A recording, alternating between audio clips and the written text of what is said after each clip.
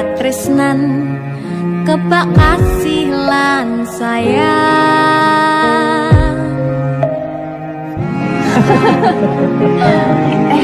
Tapi Jimnya segede jadi apa ya? Nah aku tetap jadi penyanyi ya, ben waktu bapak Apa jadi dokter ya? Tapi bilang sakarep anaknya ya? Iya, saya dewasa ini Dinda semakin tahu jati dirinya. Ngobrol rano entek ning tengah wengi, tetes embun sing ngancani. Aku sampean koyo lagi kasmaran tenan,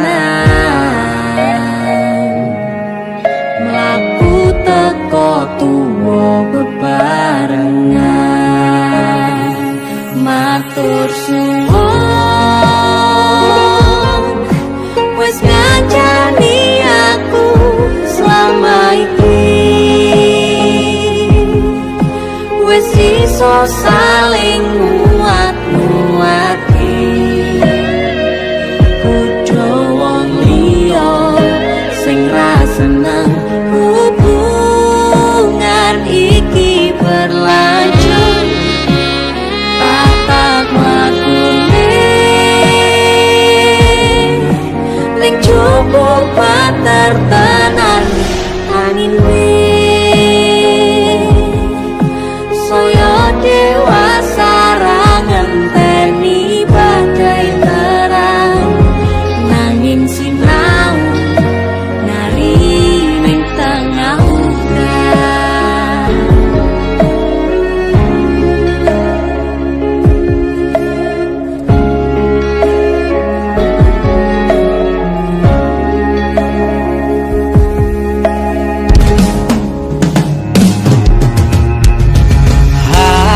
Gegem asto supaya nekakoh bebraya manetung saliro yen rubek koangan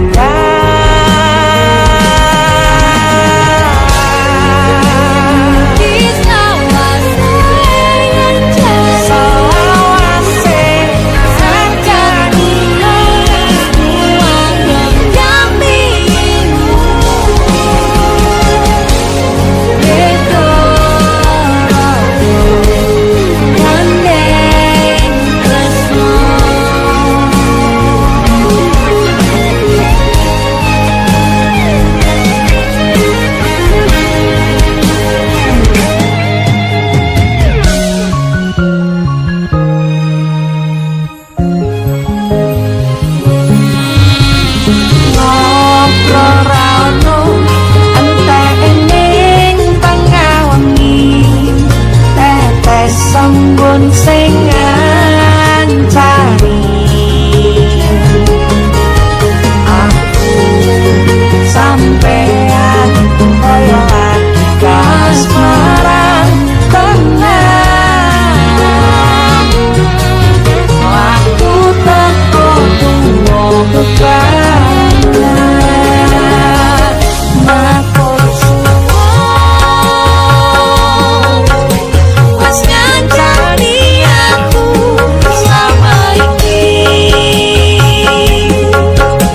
wis iso saling nguat-nguati.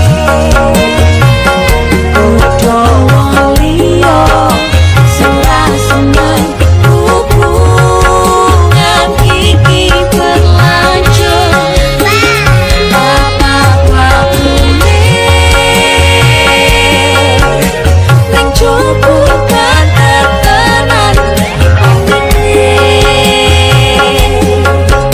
Saya dewasa ra ngenteni badai terang, nanging sinau mari ning tengah udan.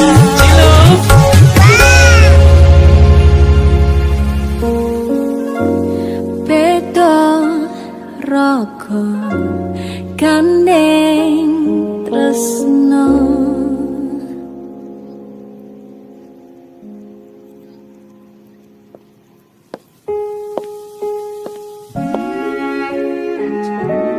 Matur suwun ya, Yang. Aku sing matur suwun. Dinggo apa? Ya wis ngancane aku selama iki. Aku beruntung kenal awakmu. Aku ya beruntung wis mbok jak kenalan. Kedaten tenan Aku duwe sesuatu ya. duwe omah sing ra berisik. Wah, lapis kukus Tugu Malang saka Malang. Wah, iki jangan nggon luar negeri ya, kok iso ya? Iki aku sengaja gawakne teko Malang. Aku ngerti Yang. Gue seneng banget karo lapis kukus Tugu Malang. Yang. Maame ning jero ayo Yang. Mergo ning coba banter tenan nang ngene. Matur suwun wes ngancani aku selama iki wes iso saling muat-muate kudu wong liya.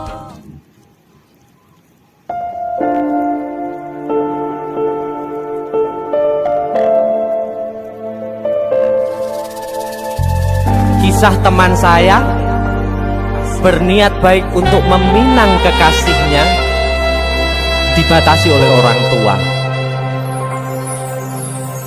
Sayang, sawangan rembulan kae sumunar nyawang aku rokoe.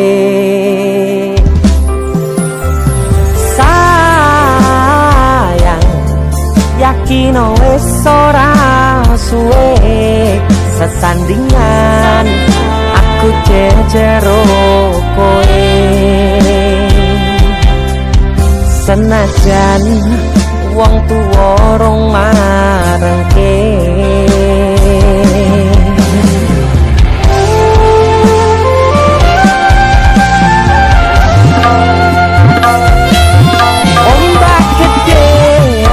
Sebrani banjir bandang tak tataki penting aku kowe iso dadi siji gunung jebok tak jak ngopi segoro geni tak nglangi apa maneh wong lawan bapakmu kuwi mesti tak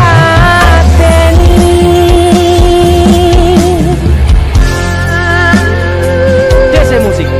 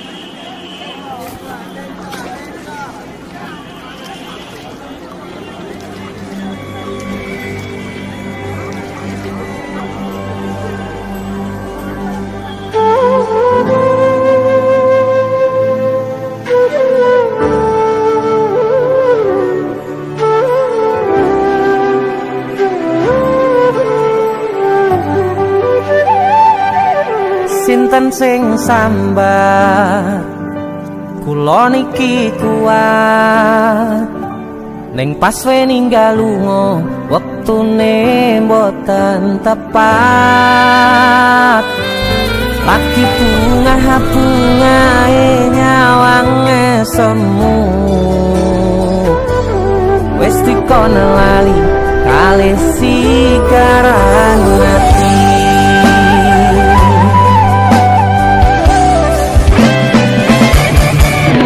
Oh sayang, aku sing berjuang nipun nangipun tang panting ben ra kurang dengan gampangnya sampean ninggal sayang tanpa mikir ki kabeh sing wis berjalan.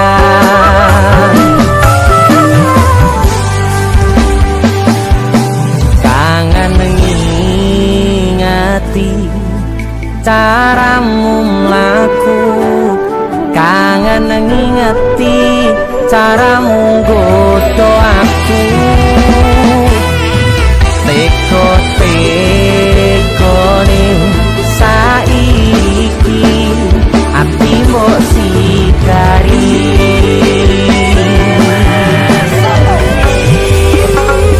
kesan indah pertama datang seolah cinta dengan senang hati aku menerima kau permainkan hati yang jatuh cinta kau tega mendua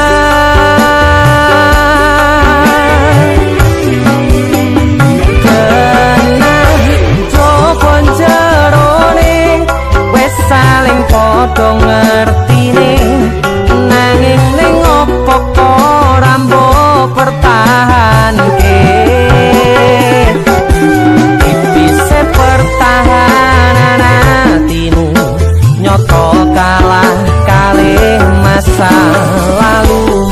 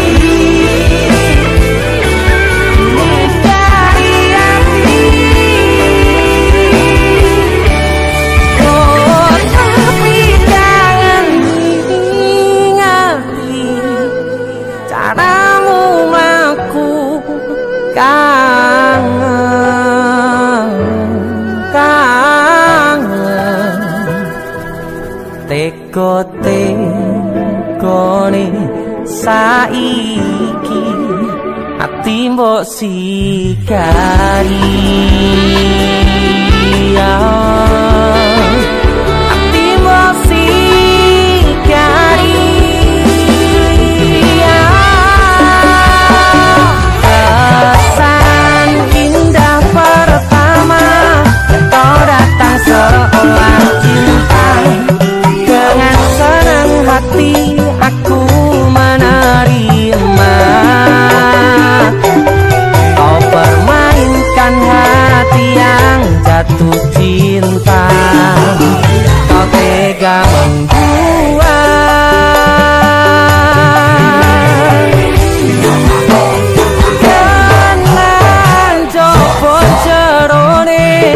wis saling padha ngertine nanging ning opo ora mbok pertahanke tipise pertahanan atimu nyoto kalah kalih masa lalu.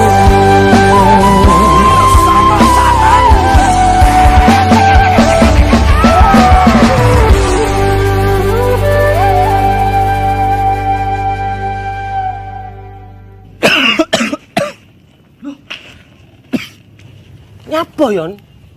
Halloween party. Karo PC matamu bar dikopik wong iki. Gara-gara panipuri. Iki lho ana oleh-oleh khas Malang. Jenenge lapis kukus Tugu Malang. Iki enak. Empuk, gurih, nikmat. Oke. Pokoke kabeh Iya roh. Roh aku nek iki enak. Sing enak nyawang cengelmu. Tengang ta. India, Cuk. Sarukan nangis ndelok kowe. Hah? Nyapa? Disakiti kajol. Mbok dibilang polisi. Perasaan indah pertama kau datang seolah cinta. Dengan senang hati aku menerima.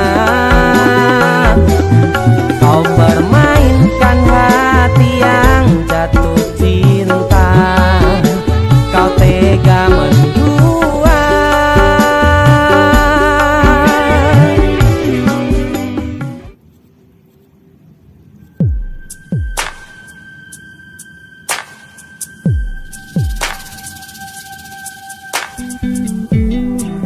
Kagem jenengan-jenengan sing gak tau ketemu yangi. Wonge ning waduh kono.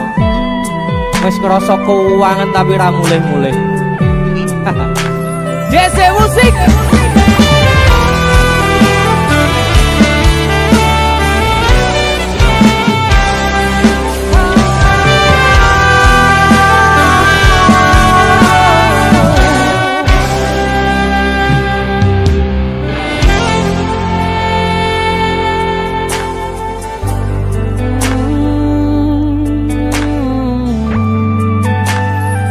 Yen aku wis kangen sliramu mesem ning impiku sayang. Yen aku kangen suaramu bisikno tembang manismu. Terus kaya ngene ning uripku. Terus sayang aku ra ono sing ngalang-alangi. Ra ono sing rusui. Feeling ning anganku mung kowe sing paling ngerteni aku. Iso nampa kurangi aku.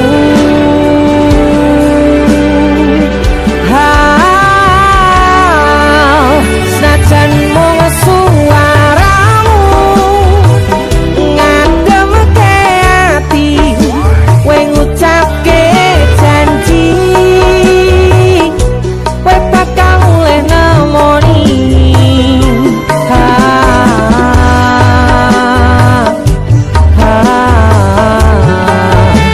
Allah tangis kangenmu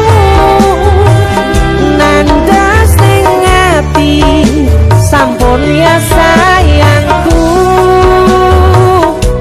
ilangi banyu matamu. Lirino swara tangismu tak ayu.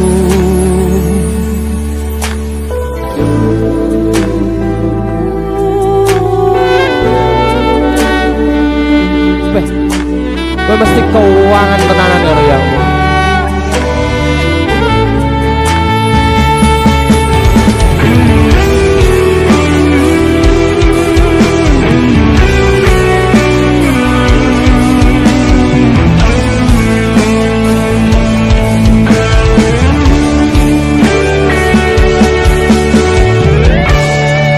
Senajan mung suaramu ngademke ati. Kowe ngucapke janji kowe bakal mulih nemoni.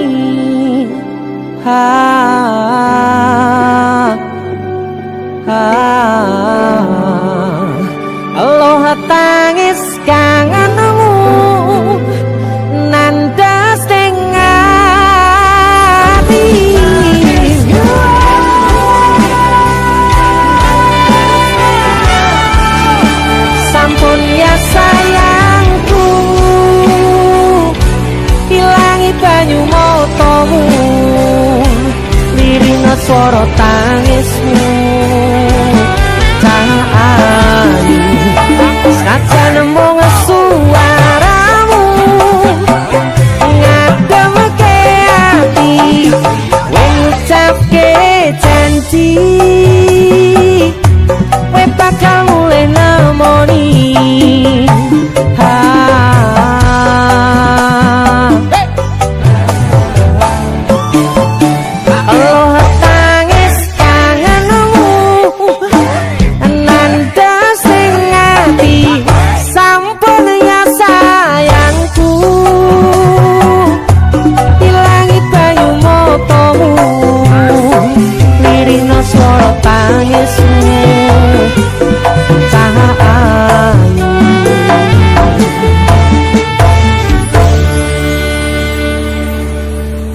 feeling ning ngangenku mung kowe sing paling ngerteni aku.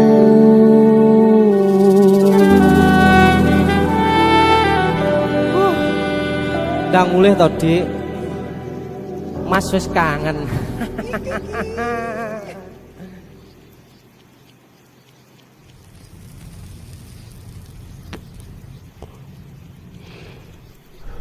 Biyen tak kira gampang ngelalekke sliramu ning jero pikiranku jebul tekan saiki ning jero atiku isih ana karanganmu.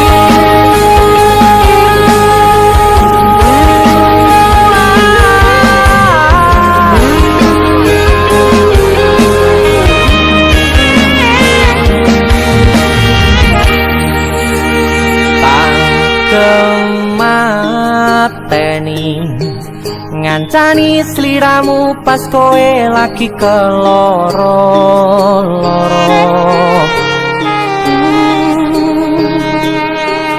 disia-siake karo wong sing tau mbok sayangi ning sandingku nganti ilang loro ning atimu nganti wis ilang laramu nganti padang mendung ning atimu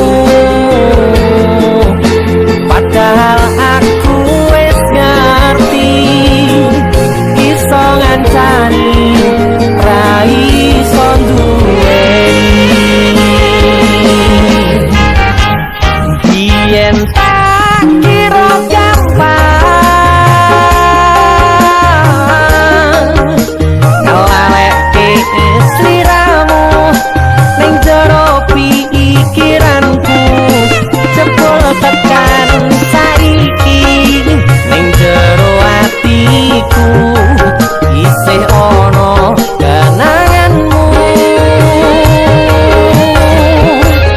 Aku sing manarke atimu, aku sing mapane lakumu, siji-sijine sing ngerti ora bakal ngelarani malah mbok tinggal karo liyane.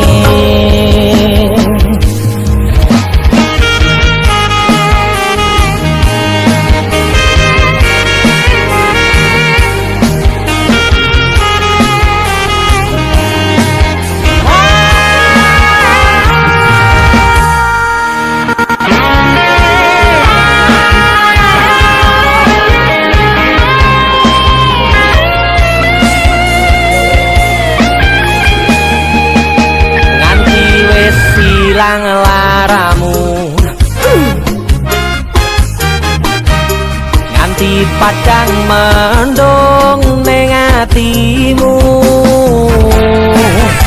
padahal aku wis ngerti iso ngancani ra iso duweni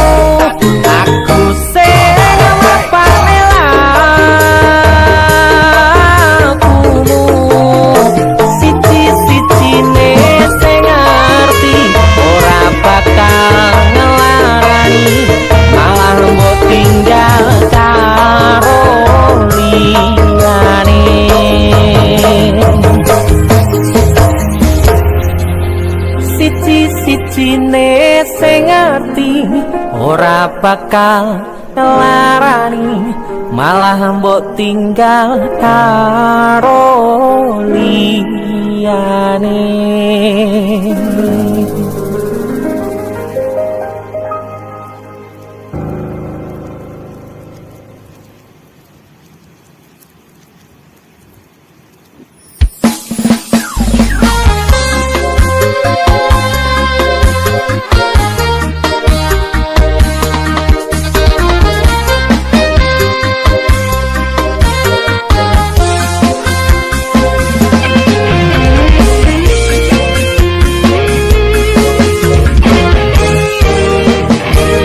Sepine ro aku senengmu karo liyane, arep cemburu kok dudu sapa-sapane. Awale perhatian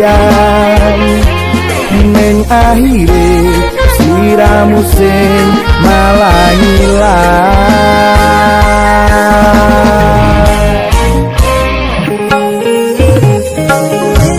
Ra pengen liyane, pengen ku siji mung kowe. Nyataane dudu aku ning jero atimu. Sesok kelingan kabeh kenangan sing tau dilakoni, kebayang-bayangan dikekowo ngimpi, iso gawe nyaman ra jaminan duweni atimu. Koyo lagi wingi awak dhewe iso ngobrol tekan wengi, rasa sliramu wong sing paling gemati, ora nyangka kowe sing paling larang.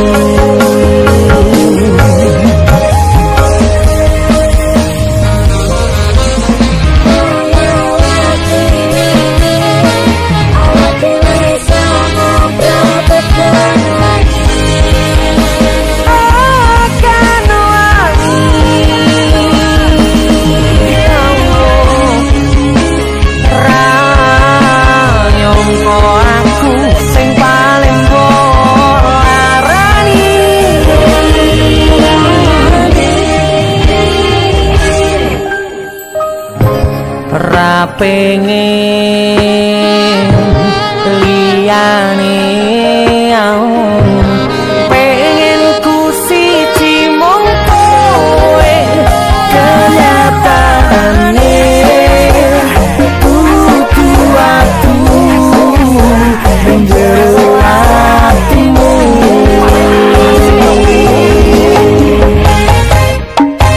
Sesok kelingan kabeh kenangan sing tau dilakoni,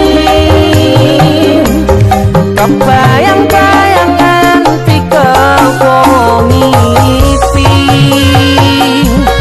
iso gawe nyaman ra jaminan duweni atimu. Lagi wingi awak dhewe iso ngobrol tekan wengi,